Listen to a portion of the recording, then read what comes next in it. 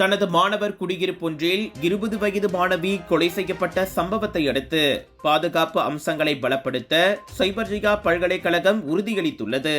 நடப்பிலுள்ள பாதுகாப்பு SOP நடைமுறைகளை மறு ஆய்வு செய்ய பாதுகாப்பு நிபுணர்களுடன் அணுக்கமாக ஒத்துழைத்து வருவதாக நேற்று வெளியிட்ட அறிக்கையில் பல்கலைக்கழக நிர்வாகம் கூறியது. மாணவர்கள், அவர்களின் பெற்றோர் மற்றும் சுற்றத்தாரின் பாதுகாப்பு எங்களுக்கு முக்கியம் என்றும் அது தெரிவித்தது.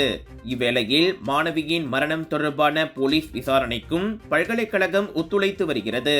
மனிஷா பிரீத் கௌர் அகாரா எனும் அம்மாணவி செவ்வாய்க்கிழமை காலை இறந்து கிடக்க கண்டெடுக்கப்பட்டார். தலையில் பலத்த காயம் ஏற்பட்டு அவர் உயிரிழந்ததை செப்பாங் போலீஸ் உறுதிப்படுத்தியது.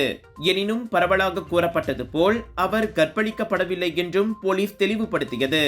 எனினும் சம்பவ இடத்தில் அம்மாணவியின் மடிக்கணினி, கைபேசி, ATM வங்கி அட்டைகள், ரொக்கம் உள்ளிட்ட உடைமைகள் காணாமல் போயிருக்கின்றன. மாணவியின் மரணத்துக்கு பிறகு அவரின் ATM அட்டையை பயன்படுத்தி பலமுறை பணம் மீட்கப்பட்டுள்ளதையும் போலீஸ் கண்டறிந்துள்ளது. மாணவி கொல்லப்பட்ட சம்பவம் பல்கலைக்கழக மாணவர் தங்கும் விடுதிகள் அல்லது குடியிருப்புகளின் பாதுகாப்பு அம்சங்கள் குறித்து பொதுமக்கள் மத்தியில் கேள்வியையும் அச்சத்தையும் எழுப்பியுள்ளது.